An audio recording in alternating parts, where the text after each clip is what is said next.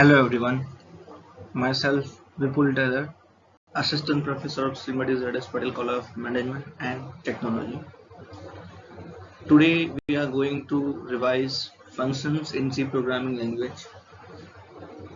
जो हम लोगों ने C programming के अंदर functions देखे हैं, जो हमने पूरा का पूरा functions, user defined functions पढ़ा है, वो एक बार revisions राउंड में ले लेते हैं, ठीक है। फंक्शंस खत्म हो जाने के बाद हम लोग स्ट्रक्चर है, ठीक है, उसके बाद फंक्शन के भी और छोटे छोटे टॉपिक है वो सब डिस्कस करेंगे वन बाय वन, ठीक है। लेकिन आज हम लोग देखेंगे what is functions, why we need functions, types of functions and declarations functions, how to declare functions, how to call functions and examples, right? So let's start.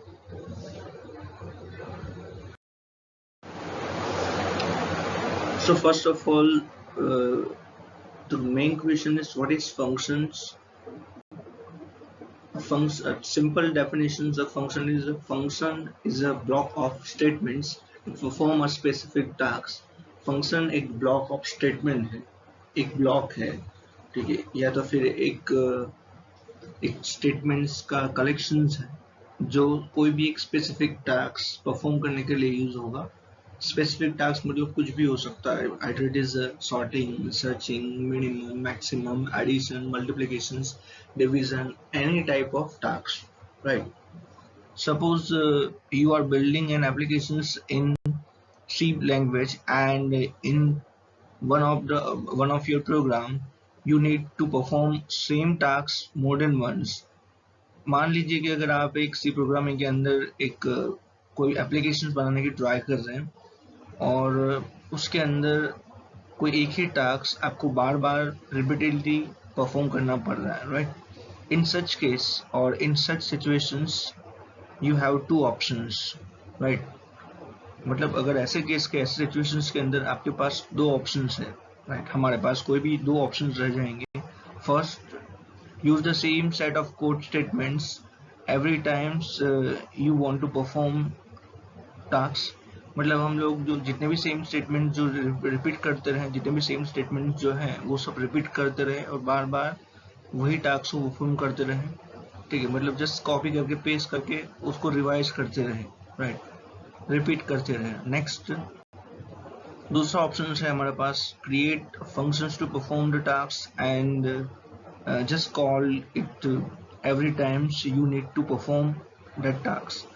या तो फिर एक काम कीजिए, फंक्शंस का एक फंक्शन बना लीजिए और उस फंक्शंस को कॉल कीजिए जब भी वो आपको टास्क परफॉर्म करना है, ठीक है. यहाँ पे टास्क मतलब कोई भी हो सकता है. मैंने आपको बताया कि कोई भी ऑपरेशंस परफॉर्म करने के लिए जो हम लोग टास्क कोई भी यूज कर सकते हैं, कोई भी टास्क हो सकता है, sorting, searching, minimum, maximum, right. Next, using options B is good practice and good programmers always use functions while writing code in C. मतलब जो आपका जो ऑप्शन जो हमारा B है वो एक अच्छी प्रैक्टिस है प्रोग्रामिंग की, और जो प्रोग्रामर्स जो है वो हमेशा फंक्शंस प्रेफर करते हैं, ठीक है.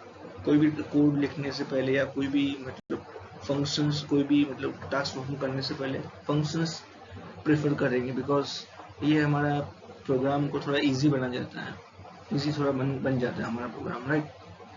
नेक्स्ट, दूसरे भी मतलब उसके थोड़ी डेफिनेशन में मैंने एक सिंपल स्टेटमेंट दिया, सिंपल लैंग्वेज में एक डेफिनेशन क्लास में लिखवाई थी, right.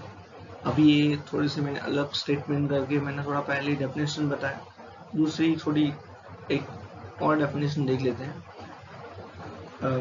Functions in C programming is a reusable block of codes that makes programmer easier to understand, test, and can be easily modified without changing the calling functions. मतलब C programming के अंदर functions क्या है, एक reusable block है, ठीक है. एक reusable block है जो प्रोग्राम को easy बना देता है, अंडरस्टेबल बना देता है, मतलब वो इजीली अंडरस्टेबल हो जाता है, टेस्टिंग इजीली हो जाता है और मॉडिफिकेशंस भी इजीली हो जाता है using the functions.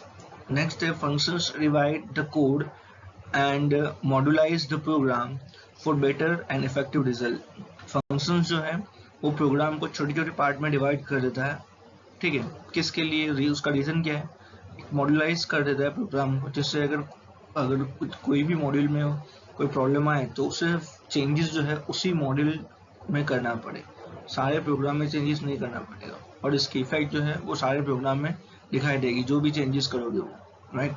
Next, in short, a larger program is divided into the various sub programs which is called as a functions। मतलब एक simple language में moral of the story अगर लिखना चाहें तो what is functions, तो a large program is divided into the various sub programs। बहुत बड़ा सा प्रोग्राम अगर छोटे छोटे प्रोग्राम में डिवाइड हो जाता है, ठीक है, छोटे छोटे पार्ट में डिवाइड हो जाता है, it is called a functions, right। Then the second question raised, why we need functions। हमें functions की क्या जरूरत पड़ी है। हम लोगों ने what is functions जब मैंने पढ़ा है अभी, तो मैंने बताया कि सिचुएशंस लेके कि क्यों जरूरत पड़ी, बट बहुत सारी और भी मतलब रीजंस है जो हम वन बाय वन देखते हैं। ये शॉर्ट क्वेश्चंस के लिए इंपॉर्टेंट क्वेश्चंस है, why we need functions, right. तो फर्स्ट है why we need functions. Functions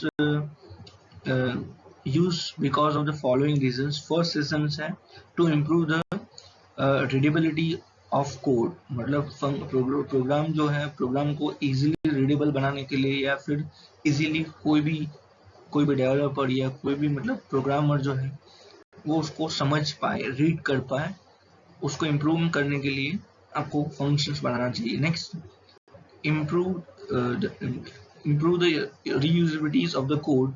Same functions can be used in any program rather than writing the same code from sketches।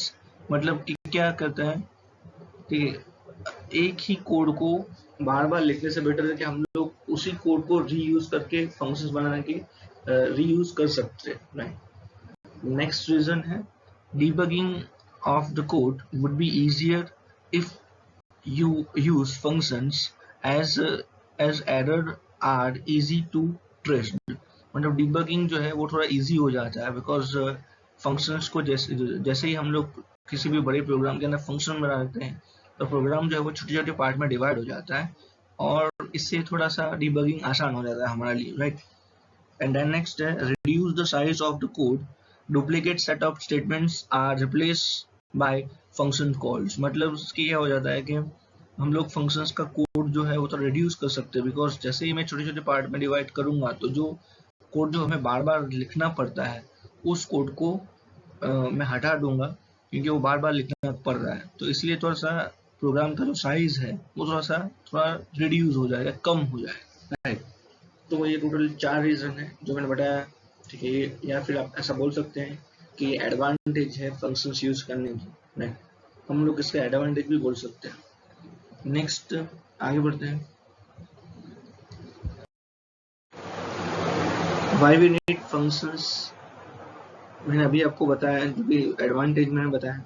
अब एक छोटा सा graphically represent कर लेते हैं ताकि मैं थोड़ा सा प्रॉपर समझा पाऊँ कि हमें फंक्शन की जरूरत क्यों पड़े, राइट। सपोज मान लीजिए आपके पास ये मेन फंक्शंस है, वॉइड मेन जो है, अगर आप सारा का सारा कोड वॉइड मेन के अंदर ही करोगे, फंक्शन बनाओगे नहीं, तो क्या हो जाएगा कि कोई भी चेंजेस आएगा तो आपको पूरा का पूरा प्रोग्राम को अप एंड डाउन रीड करना पड़ेगा, देन चेंजेस करना पड़ेगा, मॉडिफाइड करना पड़ेगा, राइट, ठीक है। और कुछ स्टेटमेंट्स ऐसे हैं जो रिपीटेडली आपको रिपीट करने पड़ेंगे।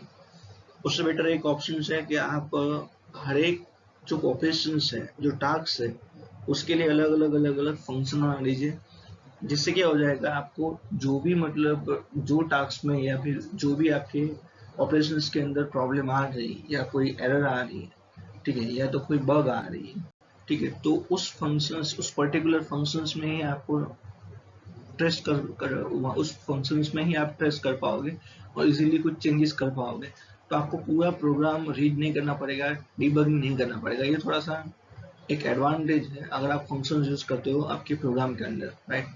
Next, when you divide a large programs into the various functions, it become easy to manage each function individually। जो मैंने बताया अभी कि थोड़ा easy हो जाता है अगर प्रोग्राम को डिवाइड कर देते हो functions के through, right। Whenever the error occurs in the program, You can easily investigate the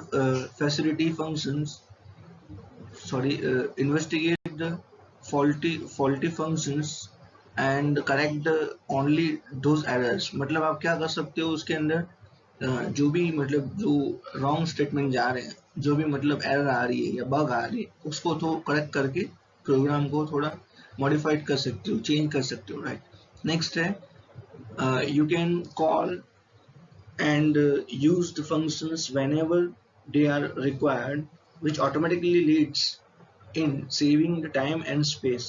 मतलब इससे क्या हो जाता है कि अगर आपने फंक्शन बनाया है तो फंक्शंस को आप कभी भी कॉल सकते हो, जहाँ पे भी उसकी ज़रूरत पड़े आप उसको कॉल कर सकते हैं, जिससे क्या हो जाएगा, आपका टाइम भी बच जाएगा और स्पेस जो नंबर ऑफ कोड को रिपीटेशंस करते हो जिससे प्रोग्राम की साइज बढ़ती है, और प्रोग्राम की अगर साइज बढ़ती है तो ठीक है वो डिस्क में ज़्यादा जा लगेगी। तो यहाँ पे अगर आपको स्पेस थोड़ा कम करवाना है, उसकी साइज अगर रिड्यूस करनी है तो फंक्शन से ये हो सकता है, ठीक है। तो using the functions we can save time and as well as space of disk, right.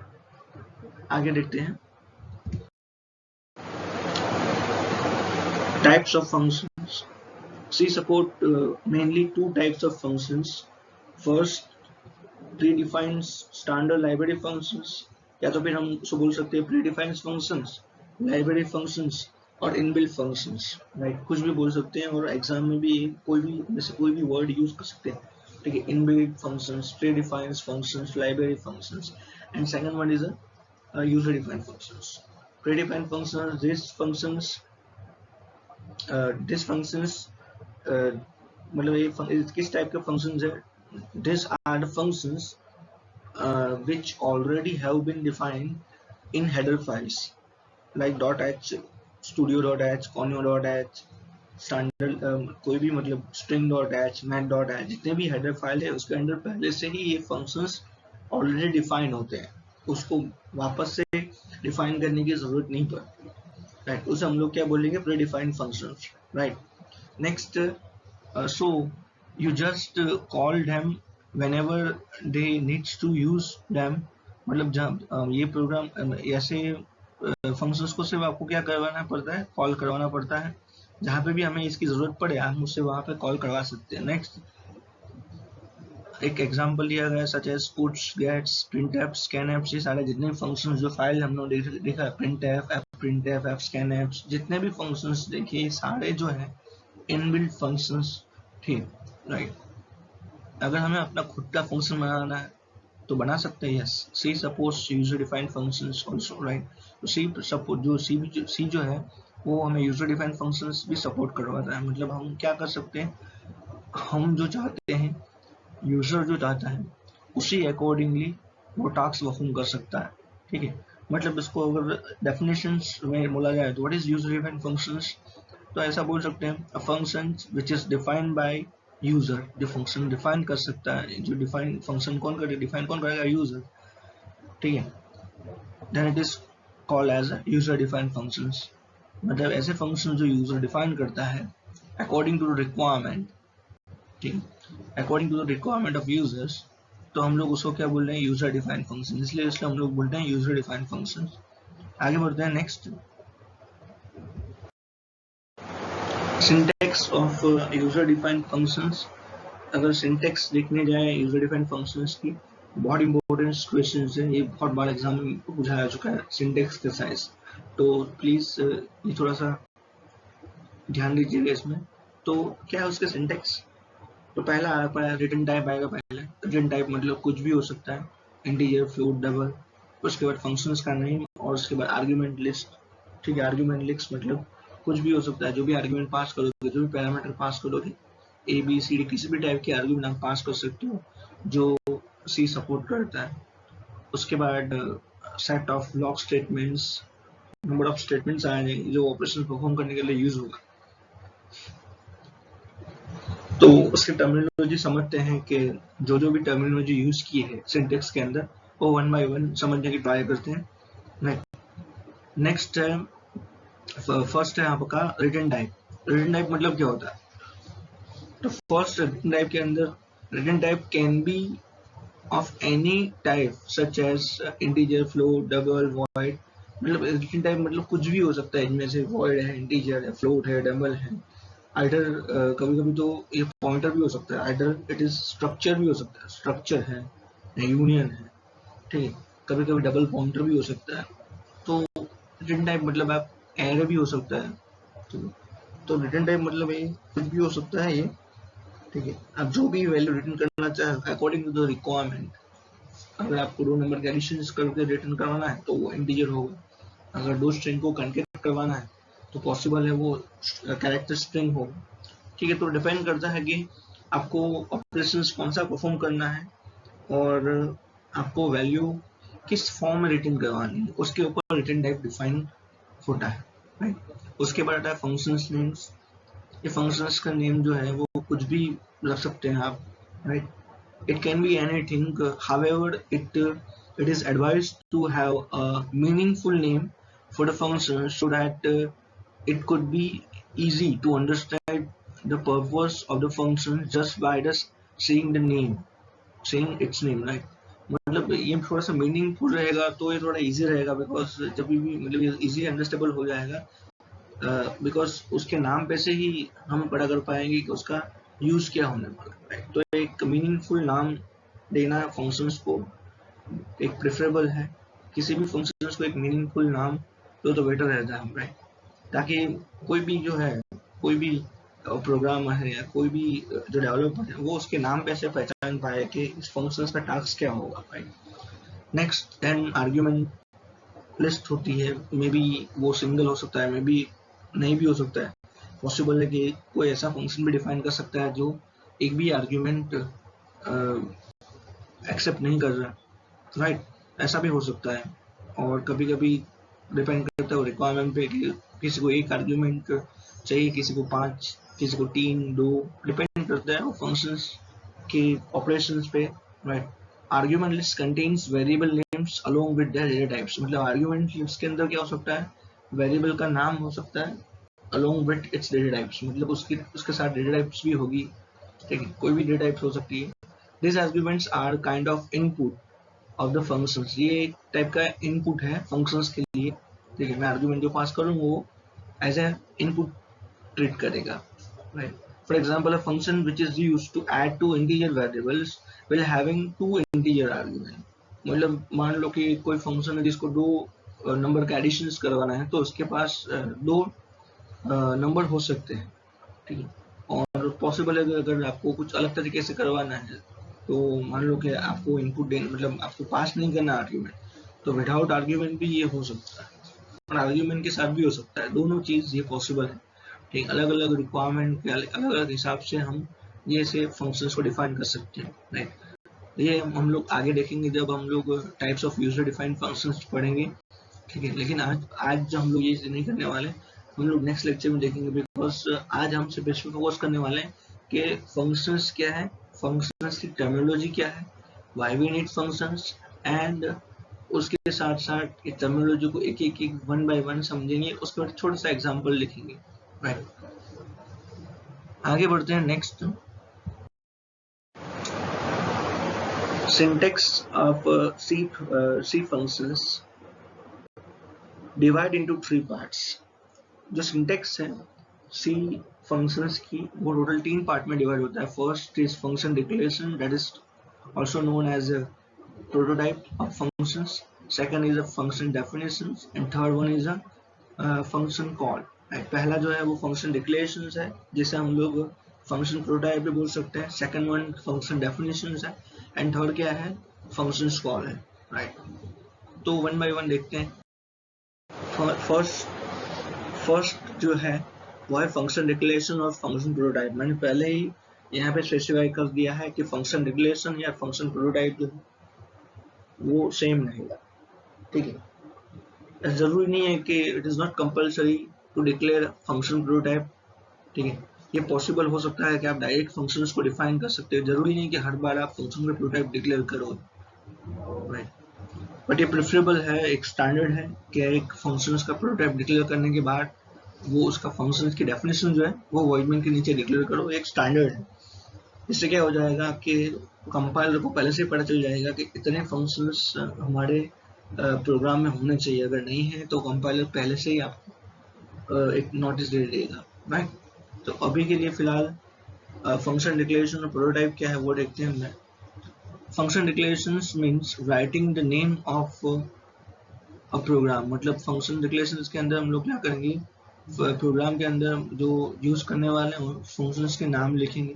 It is compulsory part of functions in code, एक कंपल्सरी पार्ट है। अगर आप आपका जो प्रोग्राम है उसके सारे फंक्शंस पहले से ही आप फिक्स कर रहे हो तो ये अभी कंपल्सरी है, ठीक है। अगर आपको ऐसा नहीं करना है तो आप डायरेक्टली फंक्शन डिक्लेयर कर सकते हो विदाउट डिफाइनिंग अ फंक्शन प्रोटोटाइप, ठीक है।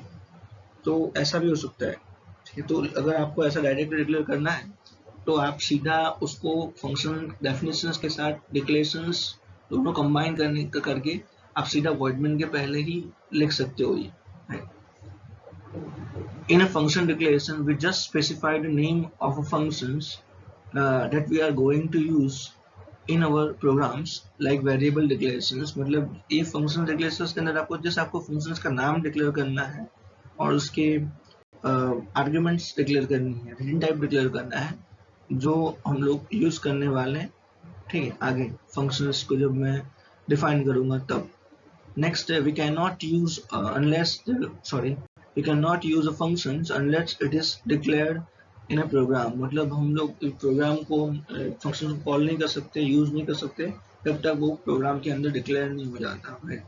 Next, a function declaration is also known as a function prototype, हम लोग उसको फंक्शन प्रोटोटाइप भी बोल सकते हैं। Next, the function declarations or sometimes it's called prototypes are usually done about the main functions and takes general forms।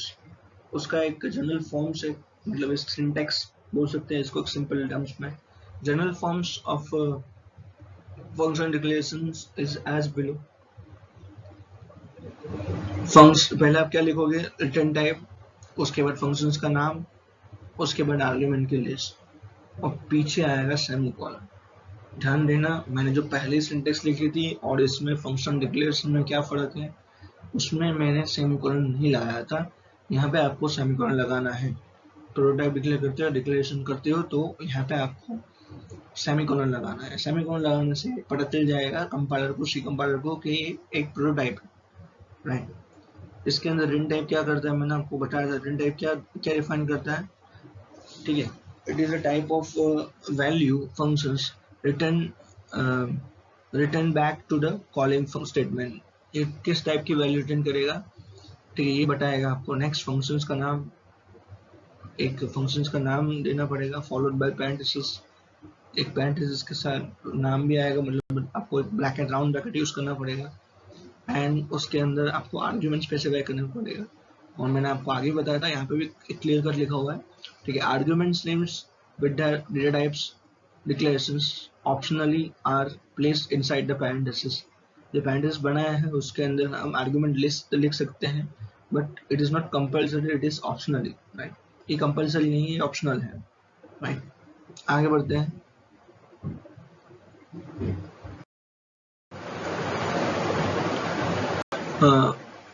Example of function declarations, we consider the following programs that show the how to declare functions in calculations of sum। मतलब अगर आपको सम करना है तो मैं किस तरीके से कर सकता हूँ, एक सिंपल सा देख लेते हैं, राइट। तो पहले तो आपको हेडर फाइल इंक्लूड करनी पड़ेगी, मैंने सिर्फ एक ही की है, आप जो भी आपकी रिक्वायरमेंट है उसके हिसाब से ऐड कर सकते हैं, राइट। और फंक्शन डिक्लेरेशन में लिखूंगा यहाँ पे integer a b add integer add, और मैंने लिखा है इंटीजर ए बी, ठीक है। तो ये आपका डिक्लेरेशन हो जाएगा। Keep in mind that a function does not necessarily return value in case of keyword void is use. जरूरी नहीं है कि हर बार हर फंक्शन जो है वो रिटर्न करे ही, पॉसिबल है कि वो फंक्शन रिटर्न न भी हो जाए, ऐसी सिचुएशन आए जिसमें हमें फंक्शन की वैल्यू रिटर्न नहीं करवानी, राइट। तो ऐसे केसेस के अंदर in such case we have to use void statement, void keyword आपको यूज करना पड़ेगा, right. For example the output message functions declarations indicate the ठीक है। तो आपको एक सिंपल सा void आउटपुट, एक सिंपल एग्जांपल दिया है। void आउटपुट मैसेज जो है, एक लिखा है declarations indicate the functions does not return any value, it just display the message और आउटपुट मैसेज, राइट। अगर आप ऐसे डिक्लेरेशन करते हो तो मतलब ये सीधा बात है कि ये सिर्फ आउटपुट डिक्लेरेशंस के लिए या आउटपुट डिस्प्ले करवाने के लिए ही ये यूज होगा, राइट। आगे बढ़ते हैं। नेक्स्ट है फंक्शन डेफिनेशंस। फंक्शन डिक्लेरेशंस के बाद आता है function definitions. Function definitions means just writing the body of functions, मतलब आपको इसके अंदर आपको फंक्शंस की बॉडी के अंदर नंबर ऑफ स्टेटमेंट्स जो है या फिर जो ऑपरेशंस करने के लिए ज़रूरत है, जो टास्क परफॉर्म करने के लिए ज़रूरत है, वो नंबर ऑफ स्टेटमेंट आपको लिखने पड़ेंगे। ऐसे ही स्टेटमेंट आप इसके अंदर लिख सकते हो जो एग्जीक्यूटेबल स्टेटमेंट हो। A body of functions consider statement which are going to perform a specific task। ऐसे ही सिर्फ स्टेटमेंट होंगे जो टास्क परफॉर्म करने के लिए यूज होगा। मैंने आपको बता दिया। Next, a functions body consists a single और ब्लॉक ऑफ स्टेटमेंट। ठीक है, पॉसिबल है कि एक सिंगल स्टेटमेंट हो और पॉसिबल है कि मल्टीपल स्टेटमेंट और ब्लॉक ऑफ स्टेटमेंट भी हो सके। It is also mandatory to part of functions. ये एक फंक्शंस का पार्ट है, तो ये आपको करना ही पड़ेगा, लिखना ही पड़ेगा वापस से। फंक्शंस का रिटर्न टाइप है, नाम है, उसके पैरामीटर लिखना पड़ेगा। एक सिंपल अभी मैंने बनाया इंटीजर ऐड करके लिखा हुआ है। ठीक है, जो फंक्शन डेफिनेशन है जिसके अंदर दो पैरामीटर मैंने लिए हैं, integer a and integer b, और सी जो वेरिएबल लिया है इसके लिए यूज किया है ए एंड बी का एडिशन स्टोर करवाने के लिए, और फिर सी को रिटर्न कर दिया। Right,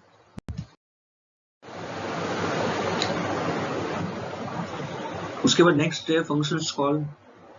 functions call means calling a function whenever it will required in our programs. मतलब फंक्शंस किस लिए जरूरत है, फंक्शन कॉलिंग की जरूरत है जब भी हमें जरूरत पड़ेगी। नहीं, मुझे यहाँ पे फंक्शन को कॉल करना पड़ेगा to perform a specific task और प्रीडिफाइंड टास्क, तब आप ये फंक्शंस कॉल यूज कर सकते हैं।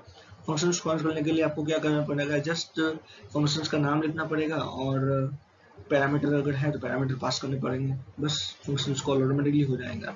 ठीक है, whenever we call functions it perform operations for which it was designed। जब भी हम फंक्शन को कॉल करते हैं वो ऑपरेशंस जिसके लिए हमने इसको बनाया है, ठीक है, वो ऑपरेशन परफॉर्म कर देगा। Functions call it's optional part in our program. मतलब फंक्शंस कॉल जो है वो ऑप्शनल पार्ट है। ठीक है, हमें जरूरत नहीं है, अगर हमने फंक्शन बनाया it is compulsory to call it. Right, हमें जरूरत नहीं है कि ये करना ही पड़े। ठीक है, अगर आपको जरूरत लगती है तो फंक्शंस को कॉल कर सकते हैं by just putting it's name. जैसे आप फंक्शंस का नाम लिखो और वो कॉल हो जाएगा। मैंने एक छोटे मोटे एक एग्जांपल दिए हैं, जैसे कि मैंने लिखा है रिजल्ट ऐड करके 4 5 किया है, फिर ऐड करके मैंने पैरामीटर में क्या पास किया है 54 एंड 4। उसके बाद मैंने लिखा है ऐड 22 एंड 77। उसके बाद लिखा है मैंने ऐड लिखा है ए बी। मैं वेरिएबल भी पास कर सकता हूँ और वैल्यू भी डायरेक्ट पास करता हूँ। मैंने ए और बी भी लिख सकता हूँ, मैं ए बी एक टाइप का वेरिएबल का नाम, और ऐसा भी कर सकता हूँ कि एक वैल्यू और एक वेरिएबल, ऐसा भी मैं कर सकता हूँ। ठीक है, इसलिए मैंने दोनों चीजें यहाँ पे लिख दी ताकि आपको कंफ्यूजन ना हो। ठीक है, ऊपर के जो 3 फंक्शन है उसके अंदर मैंने क्लियर कट लिखा हुआ है कि ये सारे वैल्यूज हैं, और नीचे के जो फंक्शन मैंने मिक्स कर दी है। एक जो आपका सेकंड लास्ट जो है उसके अंदर दोनों वेरिएबल है, और सेकंड लास्ट वाला है जो उसके अंदर एक वैल्यू है और दूसरा है वेरिएबल है। राइट, यहाँ पे एक एग्जांपल लेके मैं समझाना चाहूंगा कि किस तरीके से फंक्शंस को कॉल करते हैं, फंक्शन को डिक्लेयर करते हैं। ठीक है, तो एक सिंपल सा एक एग्जांपल लेते हैं एडिशंस का 2 नंबर का, जो हमने क्लास में भी डिस्कस कर चुके हैं। इंटीजर ऐड करके भी लिखेंगे और वॉइड में लिखेंगे। अब जब इंटीजर मैंने लिखा है, इंटीजर ऐड करके लिखा है, that is called function declaration. उसके बाद इंटीजर ए एंड बी लिखा है, ए इज इक्वल टू मैंने 10 लिखा है और बी इज इक्वल टू मैंने 20 लिख दिया। अब मैं सी के अंदर मैं कॉल करूंगा, सी इज इक्वल टू मैंने लिख दिया ऐड, और मैंने पैरामीटर में पास कर दिए हैं। ए बी भी पास कर सकते हैं या फिर 10 20 भी पास करता है, डिपेंड करता है। मैंने सिर्फ डायरेक्ट वैल्यू ही पास कर आप चेक कर लेना, आप ए बी पास करके, ठीक है, वैल्यू सेम ही आएगी, आप उसमें कोई भी चेंजेस नहीं है, राइट। और प्रिंट एफ करके मैं क्या लिखूंगा, एक मैसेज डिस्प्ले करूंगा, print f addition percentage d, percentage इसलिए बिकॉज मैंने 10 एंड 20 इंटीजर वैल्यू पास की है, तो ये आपको डिस्प्ले करके देगा जो भी उसकी वैल्यू है। 10 एंड 20 का एडिशन क्या होता है, ठीक है, 10 एंड 20 का एडिशन होता है 30, तो 30 आ जाएगा। लेकिन जैसे ही मैं ऐड को कॉल करूंगा तो ऐड जो कॉल होगा तो उसकी वैल्यू पास होगी, सॉरी, तो ऐड फंक्शन कॉल होगा और उसके अंदर जो पहला पैरामीटर है 10 वो किसके अंदर पास हो जाएगा, नीचे पैरामीटर के अंदर ए के अंदर, और दूसरा जो पैरामीटर है 20 वो किसके अंदर पास हो जाएगा, बी के अंदर, राइट। अब यहाँ पे आप कंफ्यूज मत होना, ऊपर में भी इंटीजर ए बी लिखा है, सी लिखा है तीनों, और नीचे फंक्शन में भी ए बी सी है, ठीक है। दोनों के जो स्कोप है वो दोनों अलग अलग है, ठीक है। मैंने आपको बताया था कि फंक्शन स्कोप क्या होता है। फंक्शन स्कोप मतलब कहाँ तक ये फंक्शन वेरिएबल की वैल्यू जो है वो आइडेंटिफाई कर पाएगा। तो वॉइडमैन का स्कोप कितना रहता है, वॉइडमैन के अंदर तक ही देखा है एक नॉर्मल वेरिएबल का, ठीक है। तो अब मैं आगे जब लिखूंगा इंटीजर ए बी तो उसका स्कोप सिर्फ उस फंक्शन में रहेगा। मैंने लिखा है इंटीजर सी, उसका स्कोप लोकली ही होगा, और मैंने a प्लस बी लिखा है तो a प्लस बी मतलब क्या होगा, 10 प्लस 20, और इन रिटर्न क्या करेगा 30, तो 30 जो है रिटर्न आ जाएगा सीधा सी के अंदर आ जाएगा, ठीक है, किस में, वॉइडमैन के अंदर सी के अंदर आ जाएगा, और फिर वो डिस्प्ले हो जाएगा, डिस्प्ले क्या आएगा 30, ठीक है। तो आई होप कि आपको ये एग्जांपल समझ में आ गया होगा, ठीक है।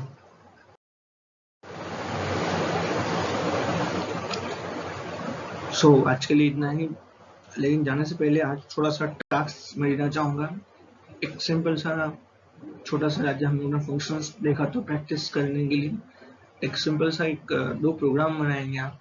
पहला प्रोग्राम जो होगा वो मैनुअल ड्रिवन प्रोग्राम बनाओगे, इसमें addition, subtraction, multiplication and division, ठीक है, चारों के चारों टास्क जो है वो आप किसके थ्रू करोगे, ठीक है, किसके थ्रू करोगे आप, स्विच केस के थ्रू और फंक्शंस के थ्रू, राइट। मतलब आपको एडिशन, मल्टीप्लिकेशन, डिवीजन और सब्सट्रैक्शन, ये चारों का मेनू बनाना पड़ेगा, और चारों के फंक्शन अलग अलग बनेंगे। जैसे मैं ऐड करूंगा, ऐड लिखूंगा, मतलब जैसे ही मैं ऐड को फंक्शन लिखूंगा तो ऐड एडिशन होना चाहिए, फिर मल्टीप्लिकेशन का लिखूंगा तो मल्टीप्लिकेशन होना चाहिए। तो फंक्शंस के नाम आप अपने हिसाब से डिसाइड कर लीजिए, but addition, multiplication, division and subtraction होना चाहिए, राइट। एंड पहला ये मैंने प्रोग्राम दे दिया, एंड दूसरा प्रोग्राम देना है मैंने आपको क्या करना है, 3 वैल्यू इनपुट लेनी है यूजर के पास से, ठीक है, बहुत सिंपल है। 3 वैल्यू यूजर के पास इनपुट लेनी है, ए बी सी, ठीक है, और 3 वैल्यू लेने के बाद फंक्शंस के थ्रू आपको क्या करवाना है, एक सिंपल सा क्या करवाना है कि आपको फाइंड आउट करना है कि सेकंड हाईएस्ट वैल्यू कौन सी है, राइट। फंक्शंस के थ्रू ये करना है, मेक श्योर क्या करना है, सेकंड हाईएस्ट वैल्यू, मान लो एक की वैल्यू 10 है, दूसरे की 20 है, तीसरे की 30, तो हाईएस्ट वैल्यू कितनी है 30, बट सेकंड हाईएस्ट वैल्यू कितनी है 20, तो आपका आउटपुट क्या आना चाहिए कि 30 is a second highest, sorry 20 is a second highest value, right. तो आज मैंने आपको 2 प्रोग्राम दिए हैं, तो एक छोटा सा टास्क दिया है, या फिर आप असाइनमेंट बोल लीजिए, एक असाइनमेंट दे दिया, ठीक है, और आपको मुझे सबमिट करना है, ठीक है। कब सबमिट करना है, आप सिर्फ 2 दिन में दे रहा हूँ, एक दिन के लिए एक प्रोग्राम, राइट। तो 2 दिन के बाद मतलब कि आज 18 तारीख है तो मैं 20 तारीख तक मैं आपके पास मांगूंगा, और आप मुझे ईमेल कर दीजिए, ईमेल आईडी मैंने इसके अंदर दिया हुआ है, ठीक है, ईमेल आईडी है vipulzsp@gmail.com, ठीक है। तो आज के लिए इतना है, थैंक यू वेरी मच।